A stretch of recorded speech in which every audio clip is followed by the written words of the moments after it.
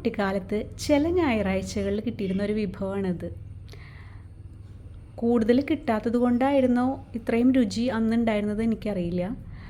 നല്ല നെയ്യുള്ള ബീഫിൽ ഇങ്ങനെ നീളത്തിൽ മുറിച്ചിട്ട ഈ കൊള്ളി കഷ്ണങ്ങൾ വേവിച്ച് നമുക്ക് തരും. ഒരു കട്ടൻ ചായയും. ഓ, എന്തായിരുന്നു അതിൻ്റെ രുചി! ഇപ്പോഴോർക്കുമ്പോൾ പഴയ കാലത്തിലേക്ക് മുങ്ങിപ്പോണു.